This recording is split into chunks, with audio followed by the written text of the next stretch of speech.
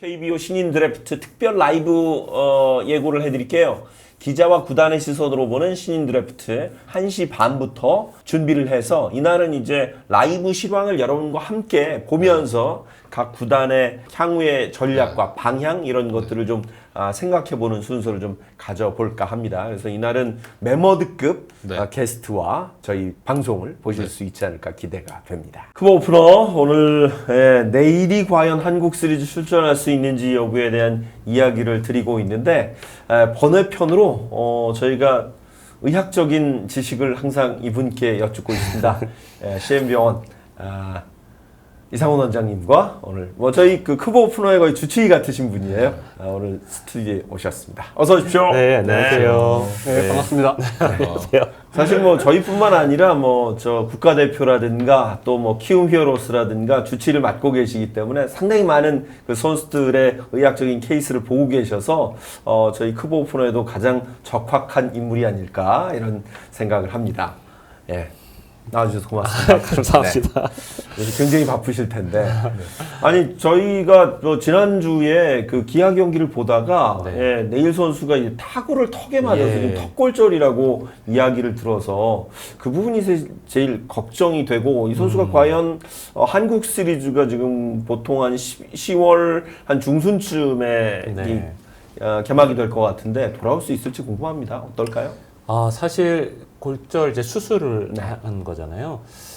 이게 우리가 이제 경기에 내보낼 요소가 여러 개가 있는데 무조건 부딪히는 스포츠 우리가 이제 컨택 스포츠라고 하는데 그거는 축구나 럭비나 이건 무조건 디폴트가 부딪히는 거잖아요. 그렇죠. 그런 경우는 부딪히면 안 되니까 완전한 회복 대략 3달 정도로 가야 됩니다. 근데 야구는 부딪히는 경기가 아니잖아요. 그렇죠. 근데 또 공에 맞는다는 걸 만약 전제로 한다면 사실 역시 3달 정도 걸려요. 근데 이게 그 공에 맞을 확률이 거의 없잖아요. 그렇죠. 그렇게 생각하면 우리가 어느 정도 움직일 수 있고 이 정도로 정말 줄인다면 아주 빠듯하긴 6주까지도 좀 볼 수 있거든요. 이제 이게 사실 팀 감독님 굉장히 많은 철학이 좀 들어가야 되는 건데 이제 한국 시리즈에는 진짜 빠듯하게 맞출 수 있지는 않을까. 2달 정도 보면요. 2달이면 안 되죠. 넘어가죠. 그렇죠. 그러니까 딱 6주여야 되거든요. 그러니까 사실 진짜 마지노선, 정말 최소한으로 잡았을 때 마지노선에도 걸릴까 말까 한 거여서 저도 진짜 어떤 결정을 내릴지 굉장히 좀 궁금은 해요.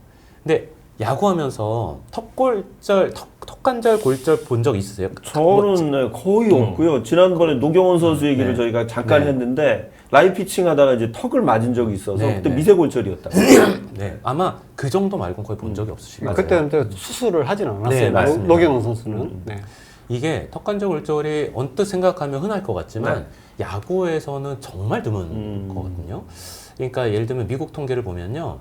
메이저리그, 마이너리그 선수까지 하면 몇천 명이거든요. 사실 그 숫자가 상상하시는 것보다 굉장히 큰데 합해하면 전체 골절이 매년 200명 이상의 골절을 당해요. 매년. 근데 그 중에 턱관절이요. 평균으로 할 때 1명 나올까 말까예요. 네, 2년에 막 2명 이렇게 통계 나오고 하니까 어떨 때 0명, 어떨 때 2명 이렇게 대충 1명으로 볼 수 있는 건데요. 이게 더 재밌는 통계가 있는데 그럼 그거 잘하는 선수들 다 떠나서 그냥 동네 야구하는 애들까지 다 합해서 이제 일본에서 되게 재밌는 리포트를 냈는데 14년 동안 야구 무조건 하는 동네 꼬마부터 다 그냥 무조건 야구 다 하는 그 수많은 사람들 중에 이제 턱관절 수술한 사람 몇 명이냐. 그러니까 제가 볼 때 일본에서 야구하는 인구 도대체 몇 명쯤 될까요? 몇 천만 명 아닐까요? 거의 그 정도라고 봐야죠. 네네. 턱관절 수술한 사람이 50명 정도밖에 안 돼요. 14년 동안. 14년 동안요? 그러니까 이게 얼마나 적은 확률인지 우리가 알 수 있거든요. 그럼 이게 다시 처음 이야기로 돌아가면 그러면 우리가 이게 다시 똑같은 부상을 된다는 전제를 꼭 깔 필요는 없을 수도 있다는 거죠. 그렇게까지 너무 과하게까지 보호하지 않고 진짜 조금 어느 정도 음식 먹을 수 있고 왜냐하면 힘줄 때도 이를 꽉 누는 게 필요하잖아요. 그 정도만 버틸 수 있으면 제가 단장이라면 그 정도에서 왜냐하면 이제 정말 얼마 만에 이 기회입니까 기아가. 제가 단장이라면 그 정도에서 한번 선수와 설득을 해서 한번 해보지 않을까. 왜냐면 확률이 너무 낮거든요. 좀 그 정도로 정리할 수 있지 않을까. 네. 답변이 됐나요? 충분합니다. 네. 그러니까 야구 선수가 이제 투수가 네. 공을 던져서 타구의 얼굴을 맞을 확률도 사실은 적은데 맞습니다. 이게 이제 네. 이 턱 부위를 맞는다는 게 네. 가끔씩 머리에 맞는 케이스는 있죠. 좀 있긴 네. 있죠. 피하다가. 요것도 좀 재밌는 통계들이 있는데요. 친타구의 투수가 맞는 확률은 더 떨어져요. 오히려 우리가 데드볼이라고 하죠. 네네. 그러니까 우리나라 말로. 그러니까 던졌을 때 타자가 맞는 경우는 조금 있는 걸로 되어 있는데 요즘은 그것도 이제 보호용 그렇죠. 검투사 헬멧이 나와서 그것도 많이 줄어들었고요. 오히려 인필더, 그러니까 내야수들에서 훨씬 확률이 높은 걸로 되어 바운드 있습니다. 타구에? 네네. 아, 아니면 그렇죠. 뭐 쳐도 직선으로도 많이 맞을 수 네. 있고 투수로 딱 거기로 갈 확률은 진짜 적잖아요. 우리가. 그렇죠. 네. 그래서 예전에 네. 그 우규민 선수가 네. 타구에 머리 바로 맞고 우수 앞에 안타가 된 맞아요. 그 적이 있었잖아요. 네, 네. 근데 그 시절에는 그러놓고 또 던졌어요. 괜찮냐 해가지고. 괜찮아요. 그럼 던지는 거죠. 뭐. 그때 김재호 감독 시절 요즘 같으면 난리가 났겠죠. 근데 여기서 한번 좀 너무 지루해하지 않으시는 것 같아서 좀 더 네. 얘기를 들어가면 얼굴에 때 공이 맞을 수 있잖아요. 이걸 전체로 봤을 때 아래쪽 우리가 턱관절이라고 하잖아요. 여기에 공이 맞을 확률이 또 3분의 1로 또 줄어요. 4분의 1 정도입니다, 사실은. 네. 위쪽은 여기는 잘 안 맞고요. 요쪽 가운데 광배뼈와 코에 두루 맞는 걸로 돼 있어요. 안구 여기까지 포함해서. 우리가 안구에 맞는 거는 가끔 왜 보이잖아요. 위쪽 확률이 아래쪽보다 훨씬 높거든요. 그래서 여기는 정말 낮은 확률이 이번에 일어났다고 보셔도 될 것 같아요. 옛날에 김원영 감독이 이쪽 타구, 네, 치아 쪽. 네. 해가지고 맞은 적은 있었는데. 그러니까 이것도 중간으로 더 가는 그렇죠. 거죠. 여기는 하고를 얘기하는 거니까요. 정말 이렇게 턱관절에 딱 이렇게 직격 맞는 게 너무너무 드문 일입니다. 너무나 투수가 맞는 일은. 사실 요새 워낙 타자들의 타구가 거의 한 160km 정도 돼서 피할 수도 이게 없죠. 얼굴이 아니라 네. 어디를 맞아도 사실은 네. 투수가 제일 거리가 또 가깝고 해서 네, 네. 걱정을 좀 많이 하는 편이거든요. 네. 네. 그쵸. 다행히 확률이 높지 않다는 게 얼마나 네. 다행인가 싶긴 사실 합니다. 아주 낮다고 네. 얘기해도 됩니다. 네. 사실 이제 올해 어렵게 저희가 모셨으니까 시즌을 진행하다 보면 선수들이 뭐 부상을 피해갈 수는 없는데 유독 최근에 와서 이제 부상들이 많은 부위들이 좀 있어요, 그죠? 저 같은 경우는 네. 햄스트링 같은 경우들이 요즘 모든 구단들이 다 거의 달고 그렇죠. 사는 느낌의 부상이고 네. 이게 왜 이렇게 많이 나오는지 사실 예전부터 야구 보면 네. 그 햄스트링 부상이 그렇게 많이 올라오진 않았거든요. 네. 근데 요즘 들어서 많이 그런 게 다치는 거 보니까 왜 네. 이렇게 많이 이게 햄스트링 부상이 있나 이게 좀 궁금해요. 이게 이제 저도 궁금한데요. 네. 이제 두 가지가 다 가능합니다. 이제 햄스트링 부상이란 그 단어나 그 지식 자체가 없던 시절에 이 굉장히 길었거든요. 그렇죠. 잘 생각해 보시면 햄스트링은 이 단어를 언제부터 들으셨는지 잘 생각해 보세요.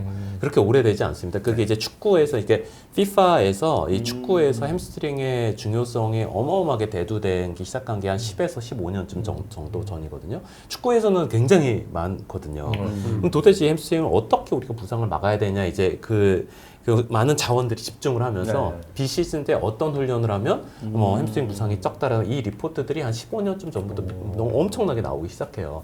근데 야구에서는 상대적으로 그렇게 막 달리는 일이 조금 적어서 그랬는지 아니면 다리가 아파도 그때는 우리가 좀 그냥 야 다리 아프면 좀 쉬어 쩔뚝이다가 조금 괜찮아지면 그냥 야 참고 이러는지도 그렇죠. 모르겠어요. 올라왔어. 네, 뭐 이렇게 올라왔어. 우리 흔히 표현 올라왔어. 그러면 어. 조금 쉬고 한 아파도 1, 2주 사실 1, 2주 뒤면 아파도 또 뛸 수는 있거든요. 햄스트링 그렇게 뛰게 했는지. 근데 우리가 MRI라는 게 너무 보편화되면서 이제는 MRI상에 진짜 이게 보여버린단 말이죠. 그러면 선수가 좀 괜찮아도 저 같은 경우는 몇 주 있다 다시 찍거든요. 근데 여전히 보이면 선수는 전 괜찮은데요 라고 해도 야 이걸 투입할 거나 말 거나 이런 게 되면서 길어지고 그게 기사화되고 이제 이러면서 더 많이 보이는 것 같아요. 근데 그래도 최근으로 좁혀봐도요. 햄스트링이 급격히 올라갔던 시기가 그 언젠가 하면 코로나 때 개막이 늦어졌을 때 있잖아요. 그때는 정말로 늘었었어요. 그때 제가 굉장히 궁금해하면서 이제 이 메이저리그 문헌부터 이걸 다 찾아봤는데 이 부상이 가장 많이 생기는, 그러니까 온몸의 부상이 가장 많이 생기는 시기가 생각하실 때 시즌 처음부터 끝날 때까지 언제실 것 같아요? 이건 꼭 못 맞추셔도 돼요. 예, 이건 굉장히 의학적이니까 의사들이나 알 수 있는 거니까 재밌잖아요. 퀴즈 그냥. 시즌 막판 그렇죠. 그럼 많이 네. 무리되니까 네. 그럴 것 같죠. 그러실 것 같죠. 많이 지쳐 있고 근데, 하니까 막판쯤. 근데 시즌 거의 초반 한 달에서 두 달 안에 대부분의 부상이 그때 다 일어나요. 그래요? 그래서 결국은 이게 스프링 캠프 때 얼마나 제대로 이제 끌어올렸냐가 정말 핵심이 된다는 이제 그런 그 리포트들이 나오기 시작하는데요. 이게 원래는 이렇게 루틴대로 결국 간다는 게 중요한 건데 그때는 루틴이 다 깨져 버렸잖아요. 그래서 스프링 캠프도 제대로 하지도 못했고 원래 오프닝도 못했고 그러다 보니까 언제 내가 이걸 끌어올리지 하다가 갑자기 시즌 시작한대라고 해서 투입이 됐잖아요. 확실히 몸이 안 만들어진 상태에서 야구할 때는 진짜 많은 부상이 일어나는 것 같아요. 네. 그래서 햄스트링 많이 일어나는 것 같고 그다음에 또 하나는 이제 갈수록 이 주법이라는 게 옛날처럼 그냥 뛰는 게 아니라 아마 제 체계적인 이제 주법 교육을 받잖아요. 그래 앞으로 조금 더 스트레칭을 많이 한 상태에 뛰는 진짜 이제 우리 그 육상 배우잖아요. 이게 우리가 생각할 때 이렇게 당길 때 햄스트링이 끊어질 것 같은데 제일 많이 끊어지는 건 앞으로 스트레칭을 됐을 때 이렇게 찍 미끄러질 때가 제일 많이 끊어지거든요. 그러니까 이게 보폭이 커지면서 또 이렇게 햄스트링이 좀 많이 생기는 건 아닌가. 그런 여러 요소들이 다 좀 이 요소들이 합해서 우리 눈에 자주 보이게 되는 것 같아요. 그래서 그 현장에서도 그런 말씀을 해요. 그러니까 옛날 야구하는 선수, 옛날 선수들은 햄스트링이 없었는데 요즘 선수들은 웨이트라든지 너무 과도하게 하니까 근육이 타이트해져서 그런 게 아니냐. 사실 내 근육이 타이트하다고 해서 햄스트링이 더 생길 것 같지는 않은 게요. 우리가 노르딕 운동 오히려 덜 해서 문제일 수는 있어요. 그러니까 노르딕 운동이 뭔가 하면 이게 되게 어려운 건데요. 이렇게 무릎을 이렇게 꿇은 다음에 발목을 뒤에서 누가 잡고 있고요. 이렇게 앞으로 돼서 바닥에 다 을락말락하다가 이렇게 다시 올라오는 게 노르딕 운동인데 못할 것 같잖아요. 사실 야구 선수 거의 못해요. 근데 축구 선수는 거의 다 하거든요. 근데 이제 리포트 중에 그거를 제일 비슷한 때 많이 했을 때 햄스트링 확률이 떨어졌다라는 게 제일 강력한 지금 리포트인데 제가 이제 스프링 캠프 때 우리 야 이거 훈련해야 돼 너 햄스트링 다시 만들자 시켜보면 야구 선수는 거의 다 못해요. 거의 못해요. 그러니까 오히려 다른 근육은 강화되는데 상대적으로 이 뒤쪽 햄스트링 근육은 좀 오히려 거꾸로 약해서 그런 게 아닌가 저는 오히려 그런 생각을 하거든요. 네. 못하더라고요. 물론 전 당연히 못하는데 그냥 우리 야구 선수들은 할 줄 알았는데 보통 이렇게 쭉 내려가다 척척 떨어지더라고요. 그러면 햄스트링 자주 다치는 선수들한테는 그런 약간 보강 운동을 좀 많이 하면 그래서 이제 이 지식이 많이 퍼져서요. 많은 팀들이 시키려고 하고 있습니다. 그래도 네. 저는 이제 최근에 보면 네. 뭐 기사 쓰고 하는 뭐 네. 직업을 가지고 있다 보니까 뭐 하면 복사근 부상, 그것도 많아요. 내복사근, 그것도 요즘 외복사근, 많아요. 뭐 복사근 부상이 최근 들어서 과거보다 더 많이 이렇게 나오는 것 같아요. 확실히 그건 맞는 것 같습니다. 그거는 진짜 말씀하신 대로 근육이 좋아지고 웨이트를 많이 하고 힘이 좋아져서 그런 거 맞는 것 같아요. 복사근이라는 건 결국 허리를 이렇게 돌리는 힘이거든요. 네. 근데 돌릴 때 두 가지가 있습니다. 반대편에서는 이렇게 잡아당기고요. 이쪽에서는 약간 이렇게 접는 역할을 하거든요. 그래서 이쪽, 그러니까 뭐 이건 상식으로 알면 좋은데 이렇게 던질 때 이 반대편 당기는 쪽은 내복사근이 주로 끊어지고요. 100%는 아닙니다. 거의 다. 이쪽은 외복사근이 끊어져요. 그래서 던지는 사람이 오른손 투수, 타자 또는 오른손 투수인데 그쪽이 끊어졌으면 외복사근이 끊어져 이렇게 생각해도 되고 반대편은 내복사근이라고 생각해도 되는데 이거는 확실히 회전하는 수축력이 강하다 보니까 끊어지는 거거든요. 그 메이저리그에서는 옛날부터 타자들이 더 많이 끊어졌어요. 근데 국내에서는 제가 요즘은 이제 타자들이 더 많아졌는데 한 10년 전쯤에는 확실히 강속구 투수들에서만 주로 일어나는 거거든요. 그러니까 그때는 제가 볼 때 타자들의 어떤 이 스윙이 지금처럼 빠르지 않았던 거예요. 그렇죠. 하지만 강속구 투수들은 약간 타고난 어마어마한 회전력을 받고 있잖아요. 150 넘어가는 친구들은 가끔 시정하거든요. 근데 지금은 타자들의 이 스윙 능력이 너무 좋아지니까 정말 시도 때도 없이 이렇게 끊어지는 것 같아요. 그러니까 투구 스피드는 타구 스피드는 따라가야 이게 돼요. 다 회전력으로 가지고 이제 나오다 보니까 또 그런 상황이고. 그러면 골프 선수들도 회전을 하잖아요. 골프 선수들도 골프는요. 근데 복사근이 가끔 그러니까 야구처럼 흔하지 않는데 골프도 종종 있습니다. 그리고 골프는요. 오히려 그 복사근처럼 너무 땡기다 보니까 갈비뼈도 부러지고 하거든요.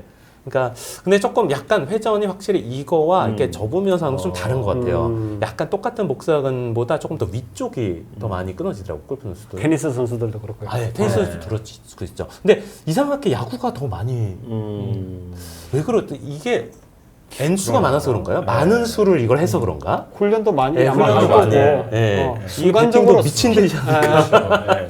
보통 뭐 캠프 가거나 이러면 거의 하루에 7, 8시간씩은 기본적으로 스윙 연습들을 하니까. 그 노란 타자들이. 그 바구니 있잖아요. 박스, 예. 거기에 이제 공이 250개 정도 이제 들어가는데 많이 치는 선수들은 막 그 한 4박스 치고 김성근 감독 같은 경우는 막 그렇게 해서 그런 1000개를 것 같아요. 하루에 1000개씩 치고 이러다 보니까 참 아니 희한한 건 또 이게 요새도 그렇지만 중계를 하다 보면 부상을 당하는 선수들이 부상당하는 경우가 꽤 많은 것 같아요. 항상 네. 다친 사람이 또 다치고. 그러니까. 그래서 이게 뭐 그냥 흔히 이야기 해도 되나 모르겠네. 뭐 쿠쿠다스님 쿠쿠다스, 유리몸 이런 얘기를 많이 하죠. 이렇게. 네. 어떤가요? 이게 이제 뭐 진짜 아주 우연히 당해 다칠 수도 있는 건데요.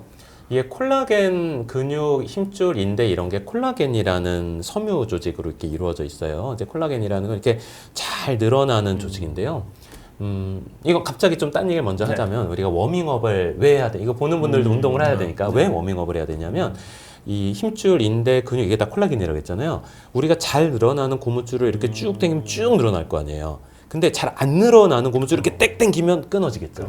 근데 열이 올라가면 콜라겐은 잘 늘어나는 고무줄로 바뀌고요. 추우면은 잘 안 늘어나요. 그래서 추울 때 쭉 당기면 끊어지거든요. 그래서 워밍업을 스트레칭보다 항상 먼저 해야 되는 이유예요. 이게 우리가 과거에 잘못 알고 있었던 걸 스트레칭을 한 다음에 워밍업을 많이 하거든요. 근데 스트레칭 자체가 당겨지는 거기 때문에 항상 워밍업이 먼저 들어가야 되고요. 몸의 심부 체온이 올라가면 이제 스트레칭이 돼야 되는데 그 콜라겐이 이렇게 늘어나는 성질인데 이것도 타고난 유전자에 따라서 이렇게 잘 늘어나는 사람들이 있고 아무리 열을 가해도 잘 안 늘어나는 사람들이 있어요. 그러니까 바꿔놓으면 잘 늘어나는 걸 우리가 탄력성이 좋다고 하죠. 이런 사람들은 이제 잘 좀 안 끊어질 거고요. 야구 선수들 그러니까 네. 입장에서는 그 전문 용어로 육질이 다르다 이런 얘기를 하고 육질이 다르다. 아 맞습니다. 네, 그래서 좀 그런 것들이 좀 영향을 미칠 수도 있지만 또 그거와 상관없이 정말 우연히 일생에 한두 번만 뭐 끊어지는 분들도 있을 수 있겠지만 자주 끊어지는 친구들은 아무래도 좀 그런 부분이 있을 수 있어서 그런 경우는 이제 최대 스트레칭 범위를 좀 줄이는 그러니까 그 뭔가 하면 우리가 투수들 얘기할 때 왜 어깨가 뭐 먼저 열린다 뭐 이런 얘기 뭐 많이 들어본 적 있잖아요. 그러니까 어깨가 다친다는 거는 어떤 개념인가 하면 힙이 먼저 돌아가고 이게 최대 꼬임 현상을 막 엄청 꼬일수록 어깨가 안 열리는 거잖아요. 그렇게 꼬았다가 한 번에 던지는 걸 옛날부터 그러면 빨리 되는 걸 알았던 거죠. 이런 과학적 없이도 이제 감독들이 맨날 보다 보니까 어깨가 많이 열려 하면 이제 구속이 떨어지는 걸 이제 감각적으로 느꼈던 건데 제가 선수들을 보면요. 오히려 최대 이렇게 꼬임을 했을 때 오히려 더 퍼포먼스가 떨어지는 선수들도 있어요. 그건 뭔가 하면 이게 신장이 잘 안 되는 걸 억지로 하면 힘을 못 내는 거예요. 그래서 오히려 이렇게 잘 더 다치거나 이런 분들은 너무 이상적인 메커니즘으로 던지는 것보다는 약간 뭐라 그럴까요? 약간 덜 이상적인 차 이상적이라고 해야 될까요? 그 정도로 던지는 게 사실 좀 부상에는 더 유리하지 않을까 싶어요. 제가 생각하는 최고 이성적인 메커니즘은요. 그 메이저리그 린스쿰이라고 있어요. 사이 영상을 키도 작은데도 불구하고 어마어마한 힘을 저는 이 메커 이거 어떻게 이렇게 던지지라고 하는데 역시 수명이 짧아요. 그렇죠. 너무 맞아요. 짧았네요. 그러고 가장 대충 던지는 사람이 전에도 한번 얘기했던 랜디 존슨이에요. 맞아요. 대충 던져야 돼요. 대충 던지면 부상을 잘 안 당해요. 우리나라의 장호연 옛날에 아니, 그렇게 랜디 존슨 대충 던졌는데 그렇게 잘 던졌다고. 그게 그러니까 신체 능력의 80%만 발휘한 거죠. 맞아요. 네. 그러니까 이게 좀 너무한 얘기지만 이게 타고난 놈이 거긴 한데 린스쿰은 자기 능력의 120%를 해서 사이 영상을 한 거고요. 근데 확실히 그렇게 우리 지도자들이 그렇게 좋아하는 이상적인 메커니즘이 사실은 퍼포먼스를 올리면서 똑같이 부상률을 올린다는 것도 좀 아셨으면 좀 좋겠다는 생각이 들어요. 맞아요. 그러니까 두 선수의 중계를 다 해봤는데 저는 보니까 랜디 존슨은 워낙 이제 키가 크고 하니까 그냥 대충 던져도 150, 160. 맞아요. 뭐그 정도 많지 않아요. 직구 슬라이드 딸랑 두 개거든요. 근데 린스쿰은 크지 않은데 그러니까 아버지가 그 투구 폼을 그 역학이나 이런 걸 조사해서 계속 교육을 시켰다고 얘기를 들은 적이 있거든요. 그러니까 그러다 보니 길게 못했던 거예요. 대신 그거가 없었으면 죽을 때까지 사이 영상 한 번도 그렇죠. 못할 수도 있잖아요. 짧고 빛나는 것도 어쩌면 의미가 있을 수도 있으니까. 근데 답이 없죠. 철학의 문제니까요. 그렇습니다. 오늘 확실히 이상원 원장님과 함께 얘기하니까 뭐 워낙 스포츠도 좋아하시고 네. 또 야구도 좋아하시고 하기 때문에 해박한 지식으로 이거 시간 갈 줄 몰랐는데 아니 이러고 보니까 우리가 저기 비시즌 때 한번 네. 모셔서 다양한 그 스포츠 의학 이야기 또 선수들 이야기 야구 이야기 한번 들어볼 수 있으면 좋을 것 같아요. 제 주변의 시청자가 저한테 그런 얘기를 했어요. 이상원 원장님 그때 한번 전화 연결 한번 한 다음에 네. 그 모형도 있잖아요. 그렇죠. 그거를 갖고 와서 설명해주면 진짜 재밌을 것 같다는 네. 얘기를 하더라고요. 선수들이 많이 다치는 부위 네, 여기가 그렇죠. 이 부위가 다치는 거고 네. 뭘 보강해야 안 다친다 이런 얘기들을 해달라는 얘기도 좀 그러니까 최근에 또 이 건강이라든지 이런 그러면. 부분에 대해 관심이 많으신 네. 분도 있고 또 이 사회야구라든지 네. 이렇게 직접적으로 하는 생활체육 하시는 분들도 그런 부분에 궁금증을 갖고 있는 분들 네. 계시더라고요. 네, 네. 상당히 많은 도움이 될 것 같아요. 네. 어떻게 한번 한번 해볼까요? 모형을 한번 구해보겠습니다. 여기저기서. 네. 하여튼 그러면 오늘 이 자리를 통해서 곧 저희가 특별 기획으로 준비를 네. 김준동 PD 할 거죠? 네, 준비해야 될 것 같아요. 네. 네. 오늘 이렇게 스튜디오에 나와주셔서 다시 한번 감사드립니다. 네, 감사합니다. CM병원의 이상훈 원장님과 함께 해봤습니다. 고맙습니다.